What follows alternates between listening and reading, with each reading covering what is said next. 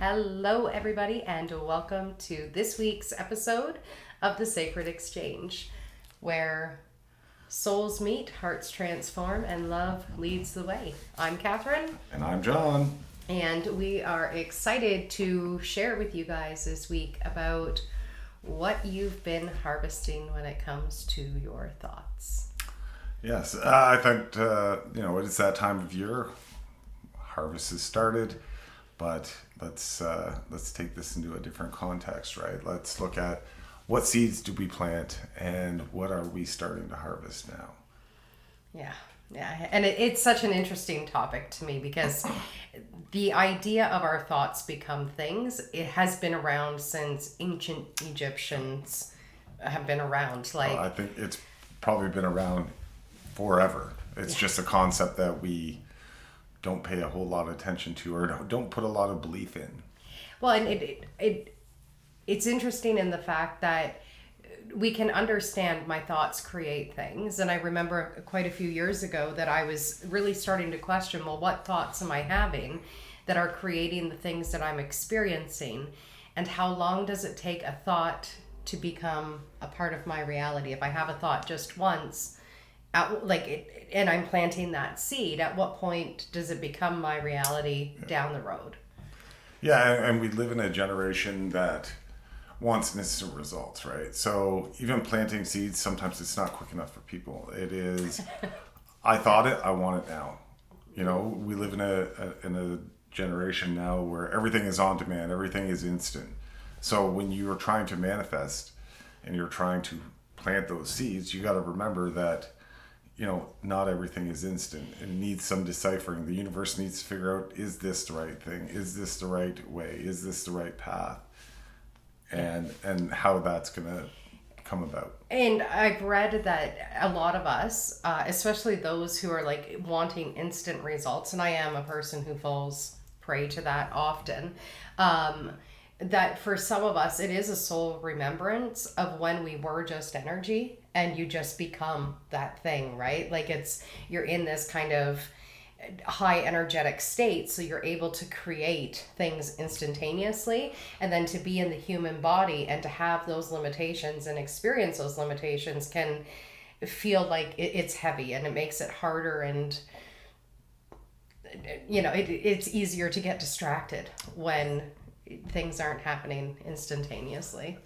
Absolutely. And what I attribute that to is it's that faith, right? So if you believe something wholeheartedly and you want this to happen, you want, not out of fear and not out of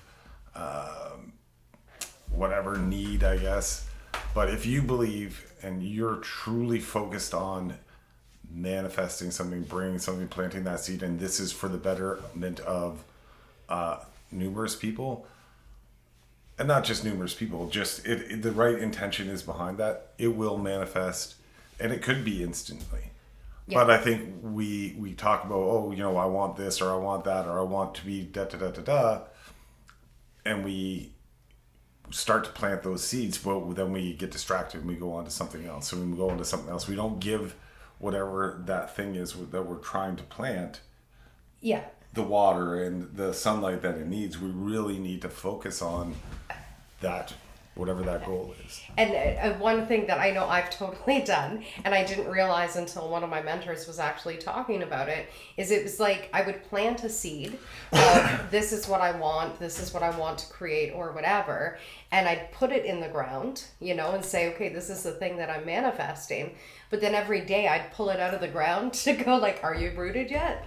Are you on your way yet? Are you growing yet? Because a lot of the stuff that's happening when you talk about the universe, has a lot of things that have to go into alignment. The right people need to all kind of line up, and the people that you're supposed to meet by manifesting this thing. And, perhaps there's something that needs to be created by someone else before you can actually create what it is that you're trying to do or whatever. But every time you uproot that seed again to go, isn't growing, it's almost like you're putting those blocks in that universal energy of what is trying to be created. So yeah, and I would think that pulling up and checking is that lack of faith. Yes. It is 100%. No, I got to make sure that it's okay, and I don't believe it's going to be okay unless I intervene and have my will or put my will on how this is being affected. Yeah, absolutely. And that, like, faith, holding on to faith for me has always been one of my greatest struggles that showed up repeatedly for me to be able to grow in my faith. But it was something that I didn't realize was such a struggle until it was like really in my faith or in my face, in my faith. But it really had to show up multiple times. Yeah. And you've been witness to me facing that I don't have the faith in this, because, like, especially when big challenges come up, then it's like it's so easy to lose that faith. And there was a book that I read, I think back in 2022, like the very beginnings of it, and it was saying that whatever emotions come up inside of you when you are manifesting something, and say, it doesn't work out and you get angry, the anger is exactly what's actually holding you back from being able to manifest it. And so it shows itself not to just get you into an angry state. That's not the point. Yeah. But it's so you have this awareness of, okay, so this anger that I have right now is actually the block to the thing that I'm trying to manifest. Yeah, I need to surrender that piece before I can move on to the next. Yeah. So it's really interesting to me, especially with faith, because with that, I know I have a lot of fears that come up. What if this happens? What if that happens? What if that happens? And so then it's like, okay, so it's your fear that is the block to this manifesting into your reality right now. Yeah, it's that untethered faith, right? It is believing no matter what this is, and I've said this many times that, the universe, God, has gotten me this far. Why should I try to intervene? Why can I not believe? Why can I not have that faith that what I need will be provided and what I ask for will be provided? Yeah. And I honestly do go back to that. It is just believing that when you're not asking for the timing. Not a lot of the times we don't do that. We plant the seed and we don't put a timeline. In the next 3 hours, I want X, Y. I want my team to win the football game. La la la la la. Right? Like, we don't put a time stamp on it. So yeah. But then we're judging our faith or judging the universe and God when those things don't instantly manifest or don't instantly happen. Yeah. Well, and because I think, again, I go back to that soul remembrance of when we could have things instantaneously. And there's a couple different folds there, because you've got the soul remembrance of when things could be instantaneous. And then a lot of times when we see people who are, having the success that we desire or getting the things that perhaps we want or we're trying to manifest or whatever, a lot of times you see the result, but you don't see the challenges and everything that they had to overcome and the times that they had to hold on to that faith when it was like everything's in your face saying this shouldn't happen or this can't happen or whatever. What I find is very interesting, going back to the soul remembrance, right, was things were instantaneously, but the faith was non-wavering. Yeah. So of course it's going to be instant because it just is, and that is all. Yeah. And I guess when we're here on that kind of separation from source, then that faith, it can be a little bit harder to really tap into it. And I know for myself too, one thing that I didn't realize that affected me from when I was younger was going through experiences where, you're praying to God, or and when I was a child, it really was praying to God or asking Santa Claus or whatever it might be. And when those prayers didn't get answered, that it's like you start to believe that you're doing something wrong, or that there's a lot of religious text out there about, God punishes these people or God condemns these people. And so when it comes to like the law of attraction or the ability of, planting your seed and manifesting what it is that you want, if you don't have those kind of core wounds cleared up, or even have an awareness of, oh, my faith lacks because of this, this one prayer didn't get answered, then it can make it more difficult, I think, in adulthood to hold on to that faith. Yeah. So. Yeah, I would agree. Yeah, and we're talking about planting seeds and harvesting, and many of you may do the same. I mean, it's a concept that I think we all do. We just put different language to it. You have ideas, and you have thoughts, and you have needs and wants, and all those things. And we're talking about harvesting, which really means that there's an action, right? So we can plant seeds, but we still have to take care of those things. Absolutely. Whatever we've planted, we need to nurture that thing, and we need to, help it along. We can't just go, okay, I'm leaving this up to God and the universe, and it will do what it needs to do. You still have to participate. You still have to have action in your life, in the things that you want, in the seeds that you plant. Sometimes the action is not doing anything, but other times there is. Like, sometimes you have to, set up a computer or set up a system so that you can have a podcast, so to speak. You can't just expect that, somebody's going to come in and do these things. Yeah. I remember, like, when we were trying to get pregnant with Odin, and it was like, we knew the actions that we had to take. It's okay, we need to be intimate with each other, and we need to have vitamins and do exercises and whatever else. But the ability of, like, making the sperm reach the egg was like, I don't know how to do that, And so what we ended up doing was we kind of took a piece of paper, we split it down the center, and it was like, these are the actions that we can take. We can take our vitamins, we can have sex, I set up a crystal grid, we did energy healings, we did meditations, we did all this kind of spiritual action-y stuff in the physical. And then on God's side, it was like, okay, God, you make the sperm reach the egg, and you make a viable baby, and it worked. Yeah. But it was like, we had to kind of separate, or I really had to, because you were holding out faith and I was not. Well, there's some things you just know, right? I mean, there's some things you just know, and that's all I could really say. Yeah, I knew it was going to happen. I knew that it was a possibility. I knew that there was just something inside me that said, no, this is going to happen.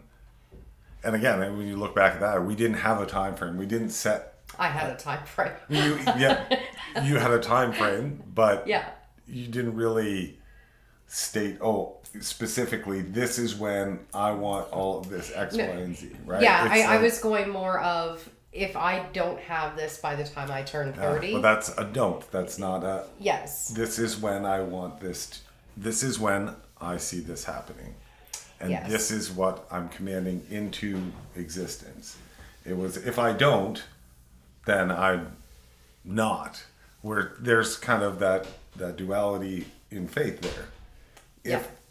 If I don't by this time, then it's not. Yeah. Right? So. Yeah.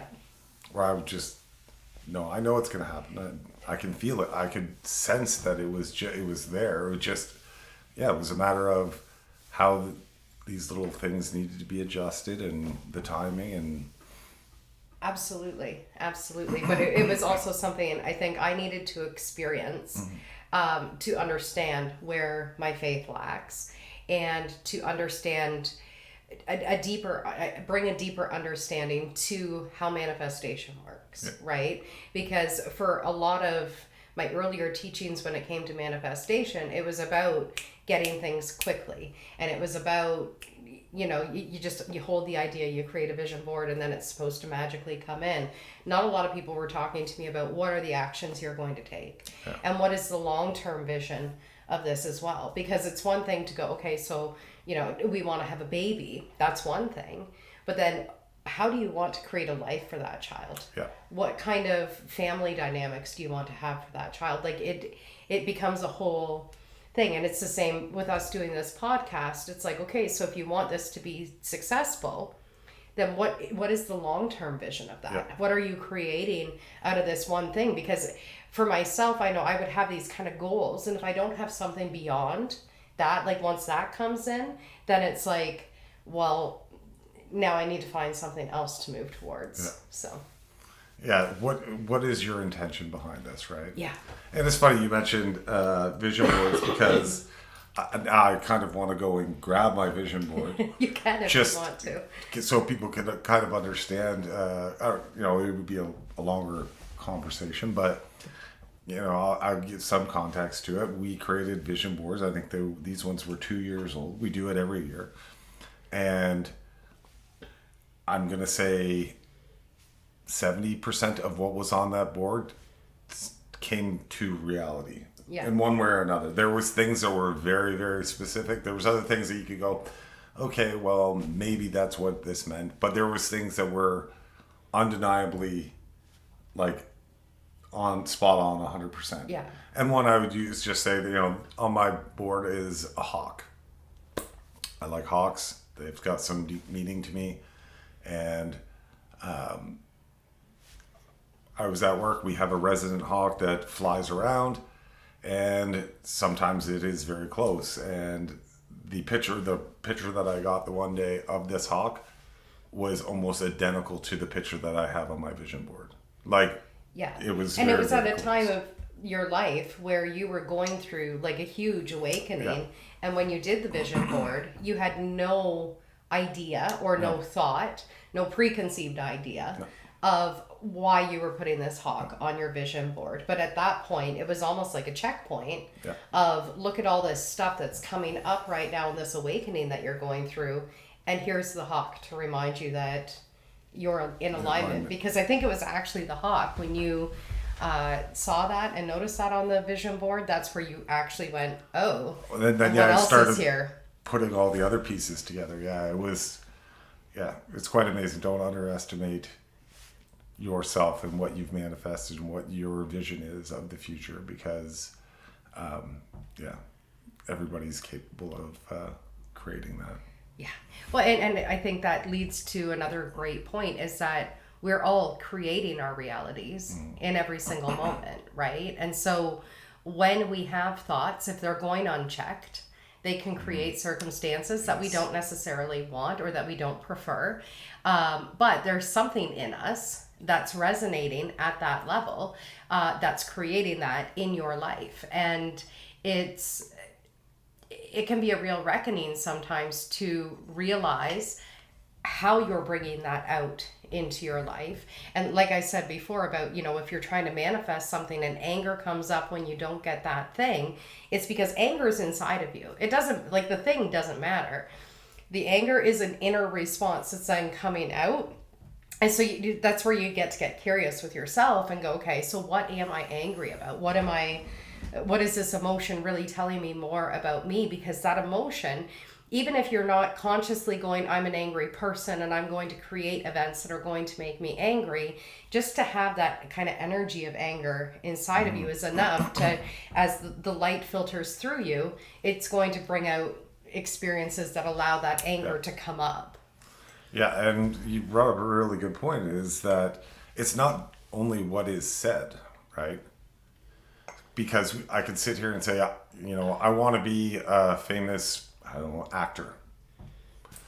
But in what's not being said, I don't want to be an actor. This is the conversation in your head that's like, that's never going to happen. You know, you have these doubts, It's not only what's being verbalized when you're trying to manifest. It is again, it goes back to the faith, but it's all those silent conversations, they're still heard.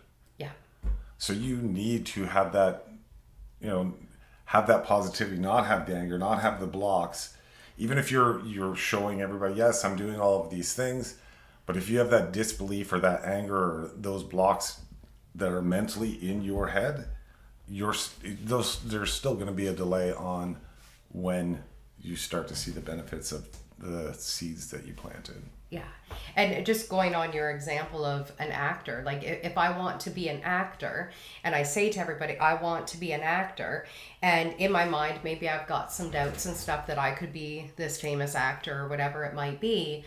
And I also notice other actors, and there's some actors that I'm like, they're a POS. I don't like them. They're an awful actor, whatever. That is also contributing to how you're showing up in your reality.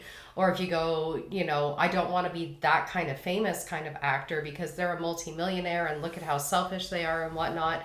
That can also create blocks to creating that for yourself, because now you're projecting kind of out there almost what you're afraid is going to happen to you if you step into that, right? Yeah. Or if you can see kind of the positivity of what are the actors doing, what is it that you aspire to be, or how do they inspire you, and focusing on that and pay attention. Like if there is those thoughts of, I don't want to be a person like that. Like for myself, I would love to be a speaker.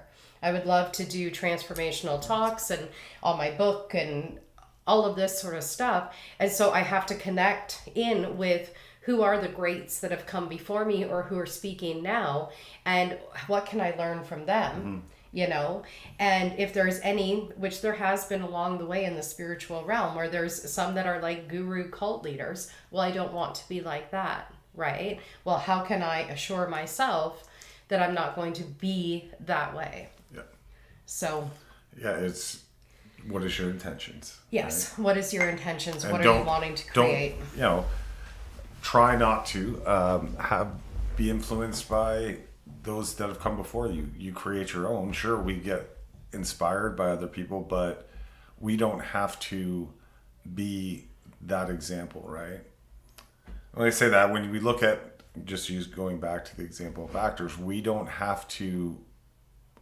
You don't have to be like this person or be like that person or hold any position on what the Hollywood looks like.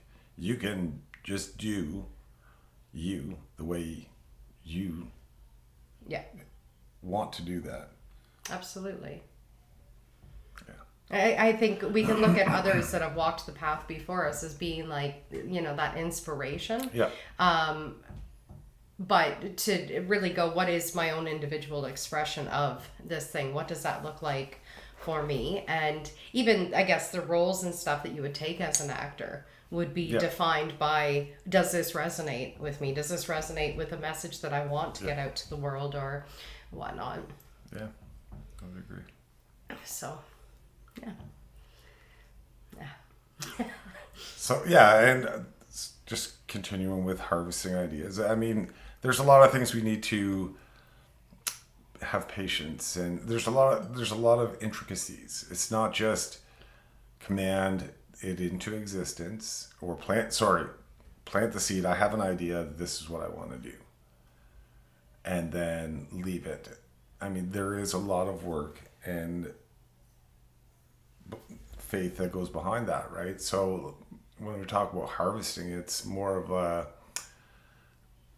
you still got to put all of those little things in play. And when I say harvesting, it's like, revisiting things that you haven't done in a while. You planted this seed that, you wanted to do a tarot deck. Okay. And you started working on it, but you've moved on to other things. That's still a seed that you planted. You still go back and you revisit that, and you start harvesting from that. Okay, I'm going to take some more steps to do this, and eventually you'll bear that fruit. But it's a matter of going back and what are the things that are important, and what are the things that you really want to put your time to, and then taking an action plan towards that. Yeah. Well, and I think there's a lot of like, what lights you up about this?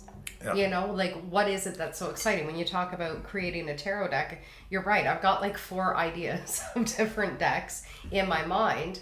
And for some of them, it was like, I was very...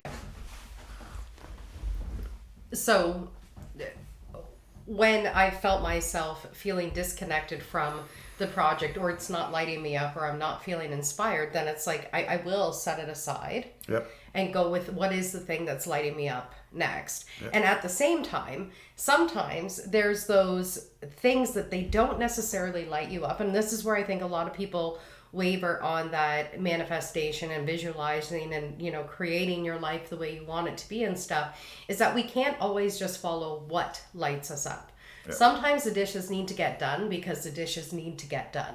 And it can be in the action of doing the dishes that the next big inspired idea comes, or it, you know, like, especially when it comes to housework and stuff, a lot of people think that this has no direct correlation to what the big dreams are. And yet what I've experienced time and time again is every time I cleaned the bathroom blinds a couple weeks ago, which had been on my mind to do for quite a while, too long. I'm ashamed to say how long it was on my mind for, where I didn't take action on it. But in that simple act of doing it, it's almost like it clears away any kind of fog or distortion that I was having when it comes to writing my book or getting other things done. And so I would say don't underestimate the kind of daily tasks that need to get done in order for you to stay in the energy of I'm creating. Because even with cleaning, it's like it's clearing out the old debris so that you're creating from a cleaner kind of space. Well, and remember, all of these things are a service of love, right? Yeah. So you're doing chores because you want things to look nice, or you're doing it because you want things to be clean, and you want everybody to be healthy. That is a service of love for your family. Yeah. And yeah, the day-to-day tasks may not light you up, but why can't they? Why do we look at everything as, oh, this has got to be done? No, it just has to be done. And great things can come out of any moment. And I like the thing that you said about, what lights you up, because it's like, that's kind of like the universe calling, yes, you're on this right track. If this is really, you feel really drawn to this task, you're being called towards that. Continue on. There's things that, you start, stop. Yeah, this part lights me up, but this part, doesn't really light me up. That I think is going to happen, but you go away from that task and you come back and it's like, oh, now this lights me up. It didn't before, but now I really want to do this. Yes. Yeah. So. Well, and there's also the aspect too of sometimes the greatest thing that you can do for yourself in that kind of journey of manifesting is if there's a task that you just repeatedly don't like, find someone else who you can pay who it will light up because they love it, right? So perhaps you hate dealing with accounting or the financial aspects of things. There's some people who thrive in the numbers, right? So you could hire an accountant to take care of those things if you're like, freeze mode every single time that you have to sit down and do it, and then maybe you neglect it and put it off and put it off and put it off, which can sometimes create distortions when it comes to what you're trying to manifest, when you've got all this stuff that you're like, I don't want to look at that. Yeah, I'm going to offer a little bit of an alternative. There's nothing wrong with hiring somebody to do the tasks that you don't want to, but maybe that is the universe saying, hey, this is a block that you need to face. That's true too. And you need to do this, not somebody else. Because then if somebody else is doing, what are you learning? What are you gaining from that? If somebody's, okay, so you're gaining that time, but you're not gaining that experience of what it is that you had to go through, whatever that task is.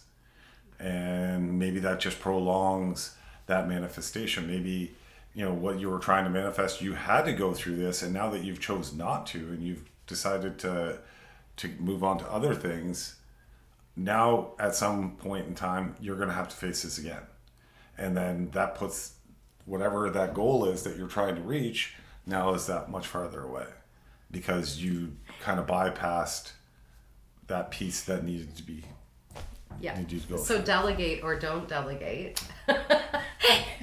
You're going to face different reactions either way. So because I look at my book cover, and hiring someone to do the book cover for me, it's something that I don't have to focus on. Is it the greatest highlight for me to think of what is the best book cover that really encapsulates everything that I want it to encapsulate, it's not my highest, right? No, I agree, but you have influence on that, right? You had an idea of what the cover wanted to look like. I have no problems with, having somebody do things for you because, you may not have that talent or that you want to light them up as well. Yeah. And that's not what I'm saying. I'm just saying there is tasks that I think we need to accomplish for certain things.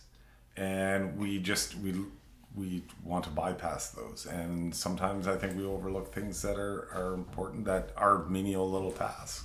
Yeah, I would agree. I just it's a duality that's do coming or don't. in, an alternative that's coming through. It's one of the things that we wrote on our whiteboard last week, perhaps, or the week before, was alternatives, not opposites. Because so often we look at, things are either good or bad, and it's just an alternative way of looking at it, right? What one person likes, another person might not like. Happiness, sadness, they're not good or bad. They're just alternatives of how you can experience reality. So that's been playing on my mind of just going, okay, so this is an alternative way of looking at it. Yeah, it's not opposite. Yeah. Yeah, and trying to get out of that, the good and bad terminology is another one that I know we've been working on, where it's like trying to remove that label of it's not good or it's not bad. It is just what it is. Yeah. Right? It's not, it doesn't hold one higher than the other. Yeah. Like good events, bad events, they're just events. Yeah. There's no, I think it's Bashar that says, it's just your preferred. Yeah. You have a preferred path and a non-preferred path. And it's like, oh, I didn't prefer that. Interesting that showed up in my reality. I didn't prefer it. So,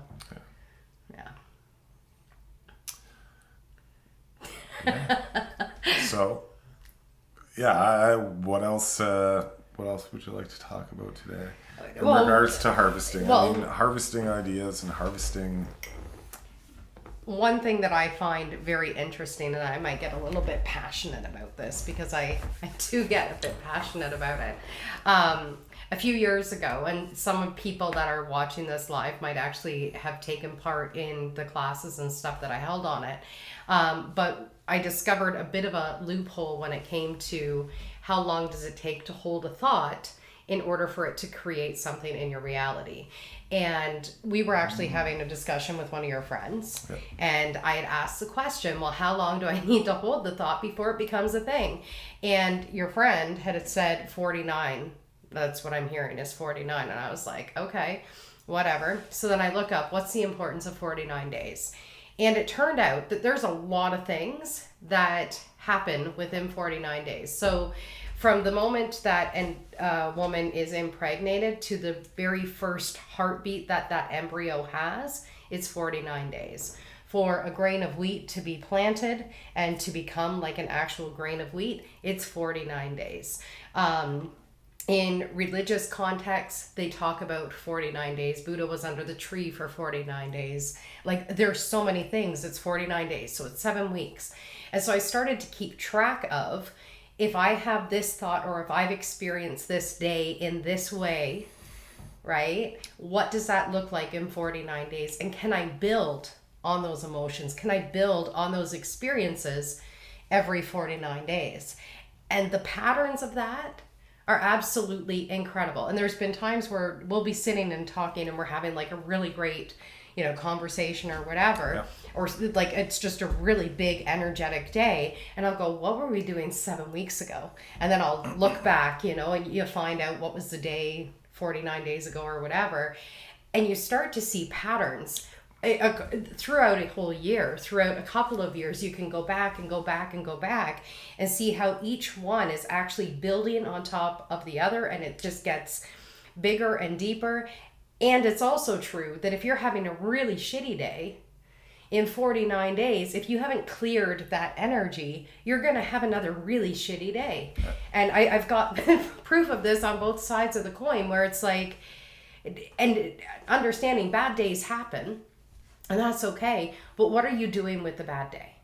What are you doing with your thoughts on the bad day? Because that same experience is going to it's going to come back into your reality, but you might react to it differently. And so it's the same pattern of experience, but how you react can actually start to shift how the next 49 days is going to look. And so holding on to whatever that intention is for 49 days it's powerful. Like, it has the ability to be so powerful and to change everything. Yeah. And they say in the Bible, it talks about if you have faith the size of a mustard seed, you can move mountains. It's like, it's the tiniest little speck of faith, but to hold on to that for 49 days. Well, and that's kind of goes back to the point that we were talking about, right? Is having that faith. Yes, the unwavering faith the size of a mustard seed. Yeah. That's all is required of you. And what is required to have faith? Nothing. I was going to say, I don't know. Absolutely nothing other than to just believe. Yeah. There's nothing that's asked of you. There's nothing commanded of you. Just trust. Yeah. That is it. Which it takes me to, I think it is the Bible story of Peter and Jesus on the boat. And there's a big storm that comes in, and I think it's when Jesus walks on water, and Peter gets very afraid for Jesus. And Jesus turns to Peter and says, "Ye of little faith," right? And this may be where the mustard seed thing comes from. I'm not 100% sure. I seen a TikTok video on it. But when he was talking about ye of little faith, most of us, and I too had experienced it in my mind as this, when I hear of little faith, I think it's like a small amount of faith, so I need to have a bigger faith. But what Jesus was actually talking about was the length of the faith. How long do you hold on to the faith? So in this moment where this storm is coming in, that's where Peter's going, well, I can't have faith now because look at this storm and we're not going to be saved and whatever. Yeah. But to have true faith would be like, oh, this storm too is divine. Yeah. This storm can't shake my faith. And that was a big aha for me, because I think I kept trying to get my faith to grow in bigness instead of in length. Consistency. Like in this kind of longitude, yeah. It just being, right? Don't get me wrong, by any means. We've all had events in our lives where we've questioned this, why is this happening to me? Why is this? Absolutely. We've had, and I can say I'm not, in the past, I haven't been like, about faith and about, not that I haven't, I've always trusted somewhat, you trusted the universe, but more and more as in the last few years, what I've noticed is, what else can you do? Right? It's so if you thought like, why not? Why not just trust that the universe will do what's in your best interest? What harm does that have? Yeah. And it is interesting that we often, because I know I've gone through this experience myself as well, where it's like I chose not to have faith anymore.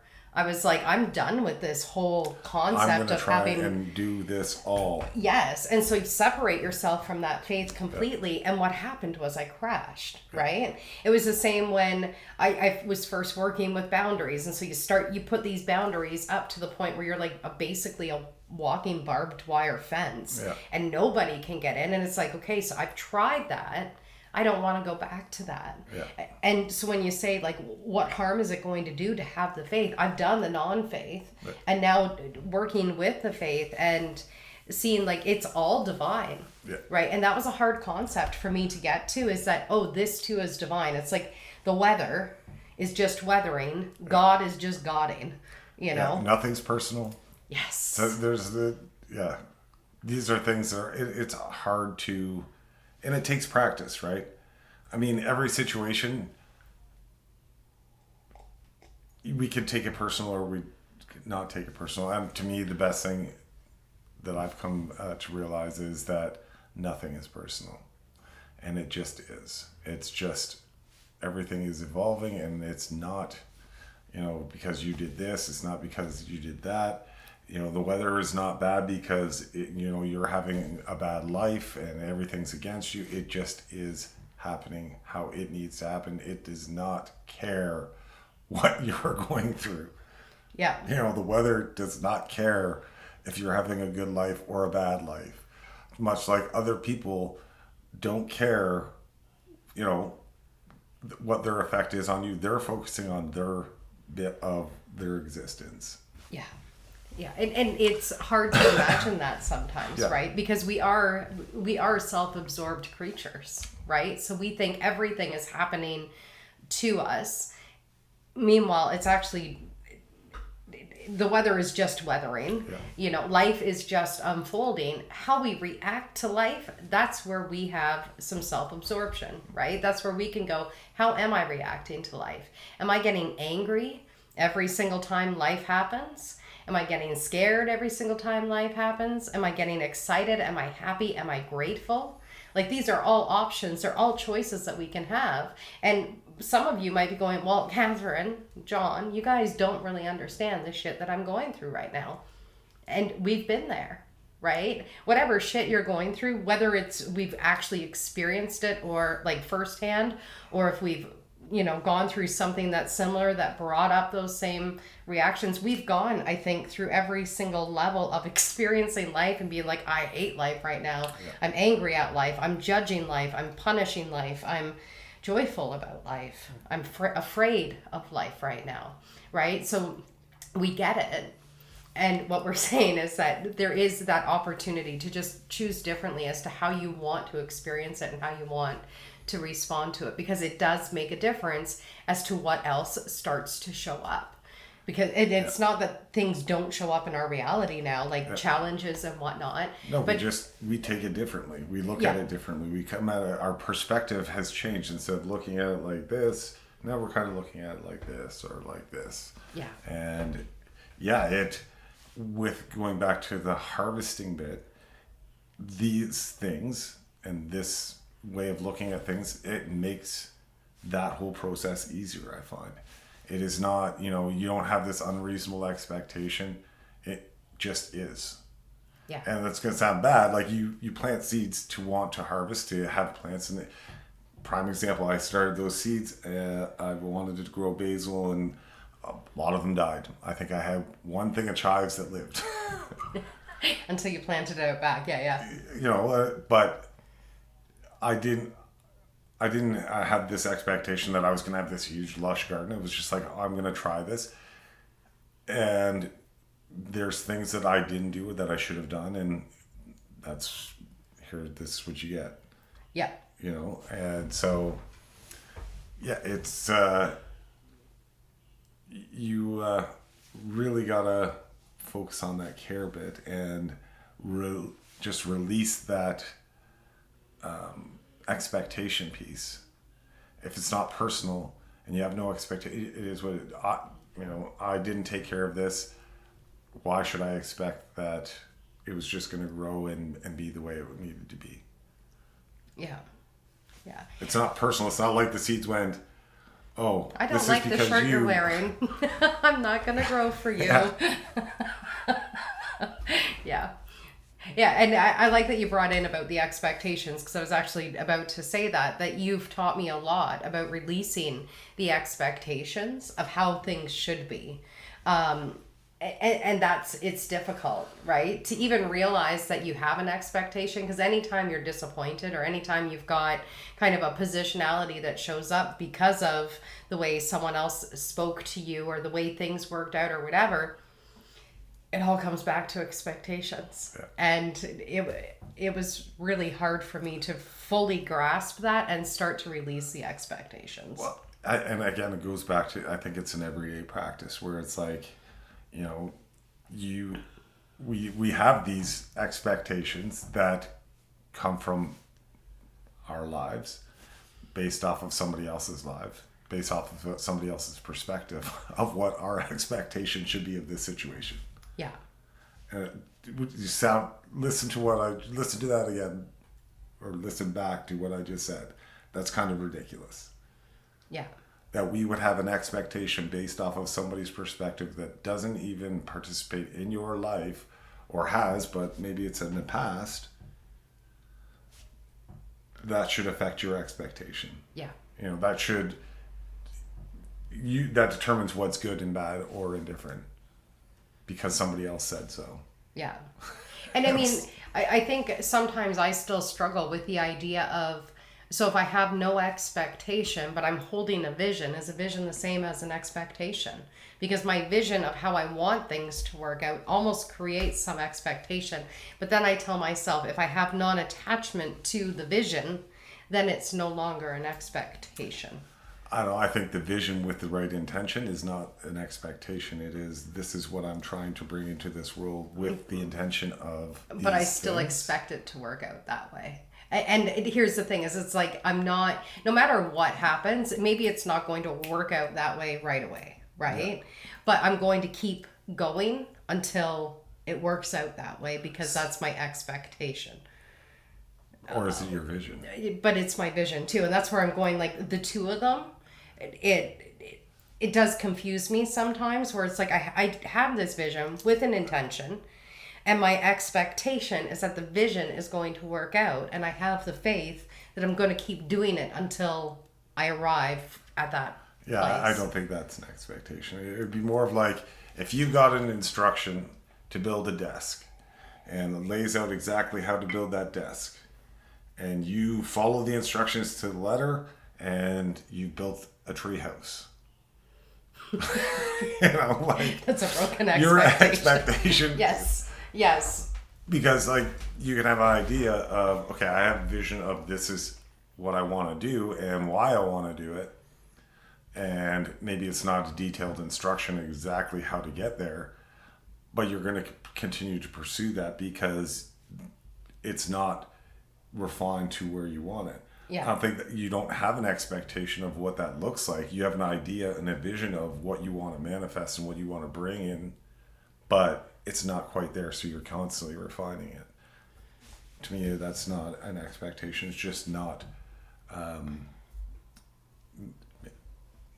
just see it as it doesn't fulfill your vision at that point in time of what you wanted this to look like. Yeah. It'd be different if you said, you know, if I do X, Y, and Z, and this every time this is how it's supposed to be because everybody told me this is what I have to do to be whatever that is, and it doesn't turn out. Now you have an expectation because now you're mad because you went and did all these things, and it still didn't turn out the way you wanted. Yeah.